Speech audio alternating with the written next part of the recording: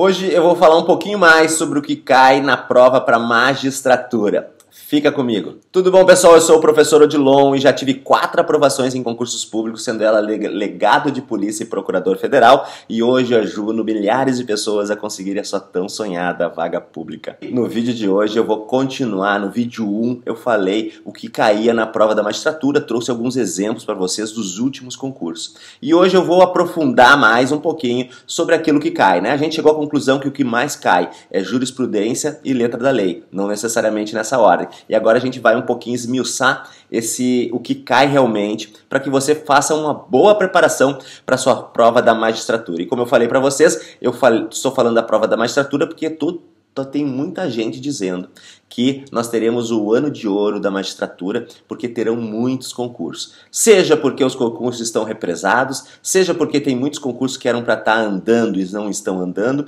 seja porque agora vai começar a andar a fila daquelas pessoas que terão a sua aposentadoria compulsória em face do 5º ano de vigência da PEC da Bengala, né? Então, fica comigo, vamos lá nesse vídeo. E se você caiu de paraquedas aqui, já deixa esse like, se inscreve no canal, peça as notificações, porque assim o YouTube vai te entregar meus conteúdos para você. Pois se você deixar para o final, talvez você perca o time, venha outro vídeo na sequência e aí a gente vai se perder. Então, para não se perder, já faz isso aí, se inscreve no canal, pede as notificações, dá o like, o YouTube vai saber que você quer um vídeo novo meu. E se por um acaso você acabar não gostando dos meus conteúdos, é muito simples. Não clica no vídeo quando o YouTube entregar ou se desinscreve do canal. Então é mais fácil você dar o like agora, se inscrever, do que deixar para depois e perder a oportunidade, né? Porque às vezes o algoritmo do YouTube pode fazer com que a gente não encontre mais aquilo que a gente estava procurando. Então bora lá, inscrito no canal, dê o like, bora pro conteúdo. Eu falei no vídeo anterior, eu vou deixar no cardzinho aqui, né, o izinho que vai aparecer aqui em cima, eu falei o que mais caía. A gente viu que o que mais cai, ou seja, a gente pegou os exemplos das últimas 3 provas, mas eu podia pegar de muito mais. É que eu peguei 3 para não deixar o vídeo muito longo. E a gente viu que mais de 80% da prova é lei seca e jurisprudência. Em que percentual é isso aí? O percentual que a gente tem observado é na faixa de 80-20. Dos 80% da magistratura, né, da lei seca e jurisprudência que cai na magistratura, desses 80% existe, né, lei seca e jurisprudência, uma regra mais ou menos de 80-20. Ou seja, para cada 10 questões que caem em lei seca e jurisprudência, 8 questões vão ser realmente de letra da lei e 2 questões de jurisprudência. Ou seja, mais ou menos, né, 60% da sua prova vai ser lei seca, mais ou menos uns 15 a 20% da sua prova vai ser jurisprudência. E isso que eu coloquei só aquilo que, quando eu tinha outras, envolvia doutrina, por exemplo, não foi colocado nesse grupo. Mas tem questões, né, que envolvem doutrina e letra da lei, ou doutrina e jurisprudência, ou os 3. E aí aumentaria, né? Então por isso que a gente tem a ideia de que 90% da sua prova vai estar entre lei seca e jurisprudência. Mas o que cai mais? Bom, cai lei seca. E o que você tem que estudar para lei seca? É o primeiro, para começar, tem que saber o básico dessa lei seca, tem que saber aquela coluna dorsal que se pautam todas as regras jurídicas da nossa prova, né? A Constituição, Código Penal, Código de Processo Penal, Código Civil, Código de Processo Civil, né? E algumas leis importantes do direito administrativo. Não falei nada demais, é isso que a gente faz normalmente. O que eu quero alertar para você é que não faça esse estudo de lei seca de modo periférico, de modo complementar. Não, ele tem que ser o principal. Talvez o principal e o complementar é a videoaula. Muitas vezes as pessoas focam na videoaula. A videoaula é o complementar. É aquilo que eu não entendi na lei seca, é aquilo que eu não entendi muito bem quando vi uma doutrina, eu vou para complementar com uma videoaula. A apostila é uma complementação também, uma complementação da lei, porque o que cai é a lei. Agora, se eu não entendi a lei, se eu preciso melhorar algum entendimento da lei, aí eu vou para uma doutrina, eu vou para uma apostila, mas eu vou no ponto, no foco. É como se fossem 2 dicionários à sua disposição. Um vídeo dicionário, né, que são as videoaulas, aí eu vou direto naquela aula, tento achar aquele ponto.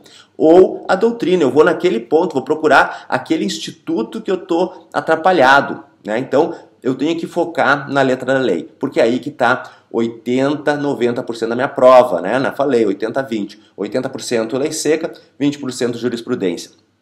E ainda, né, tem os queridinhos da banca, tem aquelas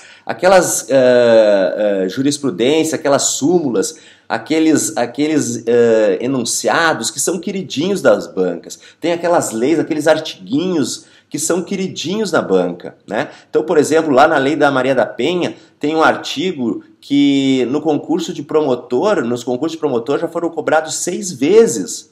E tá ali. Aquilo você tem que estudar. Você tem que colocar foco nisso aí. E algumas súmulas, por exemplo, queridinhas, separei 3 para você aqui, ó. A primeira, ó, a súmula vinculante número 10, é aquela da reserva de plenário, né? Tem o artigo 97 da Constituição, que fala da reserva de plenário, e aí teve a súmula vinculante número 10. Só para vocês terem uma ideia, ela já caiu 4 vezes em concurso público. 4 vezes. Sendo que 3 delas foi em 2019 e 2020. E foi nas 3 principais bancas. Caiu no FCC, no Mato Grosso, caiu no Acre, VUNESP, e caiu no Paraná, CESP. Então, por exemplo, uma súmula vinculante que você tem que tomar atenção, né? O que diz essa súmula vinculante?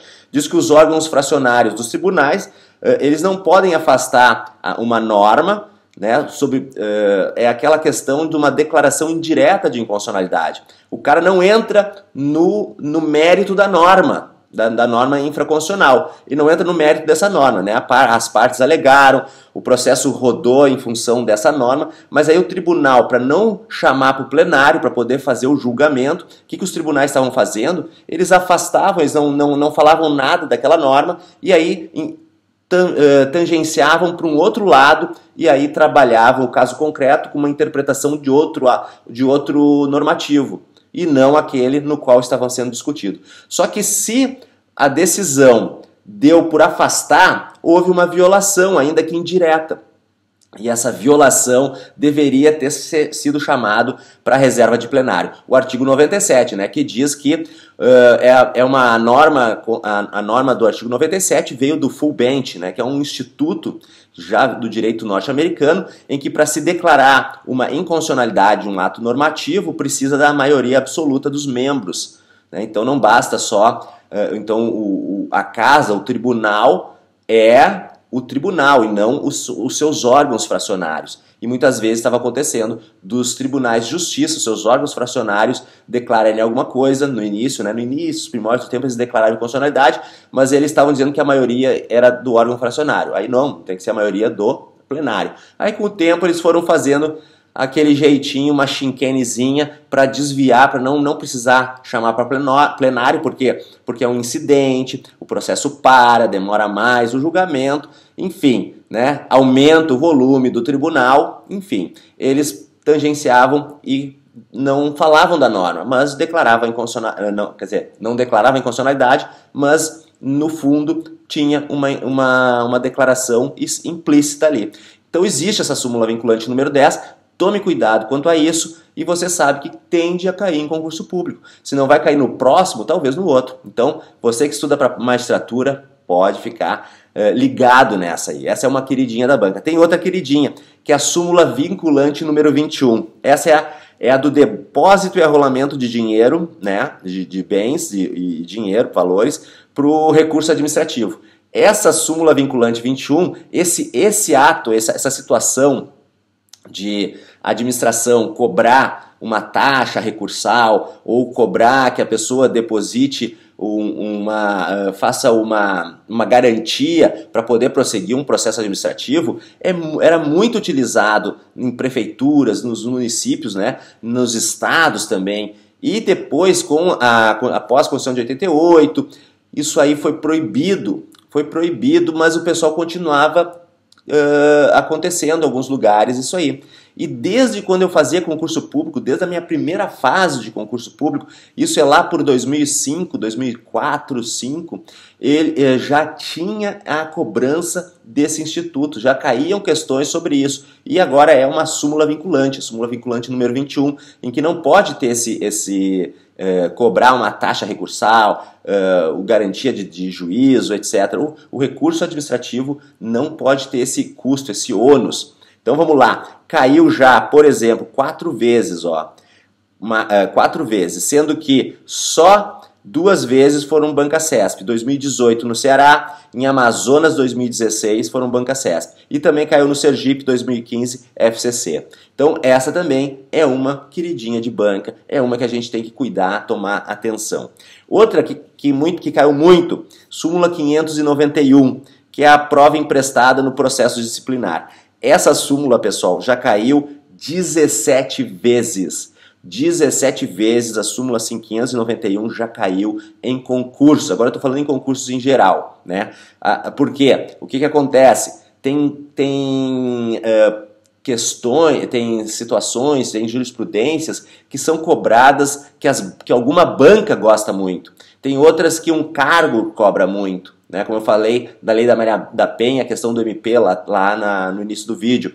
E tem questões em que algumas bancas gostam, tem questões que são queridinhas, né? Esse aí é uma queridinha, prova emprestada no processo disciplinar, né? Que tem que ter alguns requisitos, entre ele autorização judicial e tem que respeitar o contraditório, a ampla defesa. Caiu 17 vezes, caiu já para juiz, caiu para analista, para promotor, para procurador de município, procurador de estado, assessor jurídico e oficial de justiça.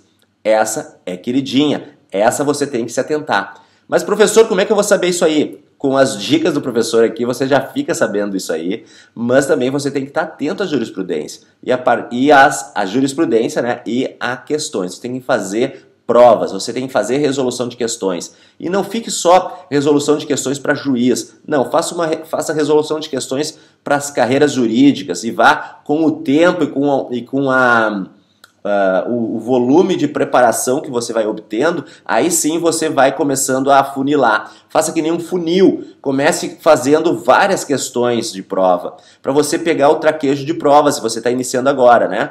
A não ser que o edital esteja marcado para um momento próximo, aí é diferente. Mas comece fazendo várias. Depois você vai afunilando para as questões do seu cargo. Aí depois, quando está edital aberto, você já sabe a banca, aí você afunila para cargo e banca. Então é assim mais ou menos que você pode fazer.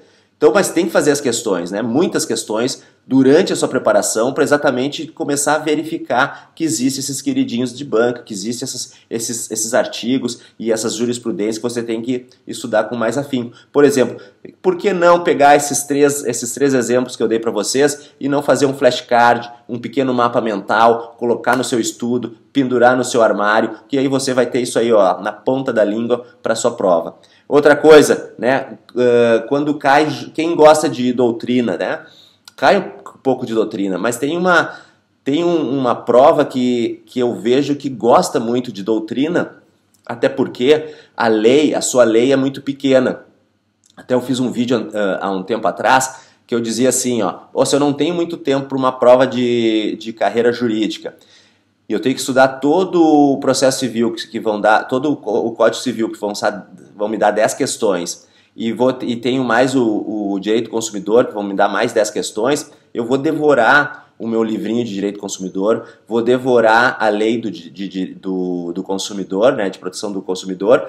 Para quê? Para eu garantir esses 10 pontos. Aí depois que eu vou pensar melhor na questão do Código Civil. Porque o Código Civil são bíblias de livros, é uma lei enorme para 10 questões. E ali, direito do consumidor, às vezes, é um livrinho pequenininho, uma apostila pequena, é uma lei bem enxuta que vão me dar as mesmas 10 questões. Então, como a matéria é muito pequena e tem que sair questões ali, eles gostam muito de termos, né, da doutrina, mas não da doutrina especificamente. Sai muito mais dos tribunais, né? O que acontece? Algum doutrinador fala, se comenta, aí depois vem um julgado do direito do consumidor consumidor. Aí no julgado o tribunal faz um acórdão bom, né, sobre aquele termo fica conhecido, não fica conhecido ainda, né, fica bem solidificado juridicamente. Aí as bancas começam a experimentar de jogar numa prova de segunda fase. Aí joga na prova de segunda fase, quando começa a ficar muito manjado o assunto na segunda fase, pum, vai para uma primeira fase, vai para uma prova objetiva. Eu trouxe dois exemplos, que é o teaser, né, que é aquela mensagem para criar uma expectativa do consumidor, né, uma mensagenzinhas que dão mais expectativa para o consumidor ir lá e verificar aquele produto. Esse já caiu em segunda fase, mas só em primeira fase ele já caiu 5 vezes, sendo que dessas 5 vezes, 4 foram na banca CESP. Então essa é uma questão que você pode dar uma olhadinha. Se você nunca ouviu falar, dá uma olhadinha nisso aí. Teaser, né? Vou deixar aqui escrito para você dar aquela procurada. E o outro é o puffing, que caiu 6 vezes, desde 2011 cai essa questão. E o que é o puffing? É o exagero que se faz para conseguir vender o produto. Até que ponto esse exagero vai vincular ou não o contrato consumerista, né? Qual é o exagero? Eu estou vendendo o acelerador de aprovações, que é o melhor curso do mundo para passar em concurso público. Isso, se eu for falar para vocês entrarem no acelerador de aprovações, o meu curso para poder ser aprovado em menos tempo, se eu disser que é o melhor do mundo, isso não vai vincular o nosso contrato na medida em que eu estou fazendo um exagero, né? Eu estou aumentando as coisas para poder vender para você. Então esse exagero não vai fazer parte. Se você depois olhar e ver que o fulano de tal ou o ciclano tem um curso melhor que o meu, você não vai poder dizer, não, professor, eu quero meu dinheiro de volta, quero tudo, porque você disse que era o melhor do mundo. Não vincula dessa maneira. Então isso aí já caiu 6 vezes em prova para magistratura. Então fique atento no que cai realmente nas provas, para que você consiga fazer um bom estudo, tá bom? Esse foi o vídeo de hoje, como eu já falei para você. Se você gostou do vídeo, dá aquele like, se inscreva no canal caso você não seja inscrito, e que toda semana a gente tem um vídeo bem legal para você. Um grande abraço e a gente vai ficando por aqui.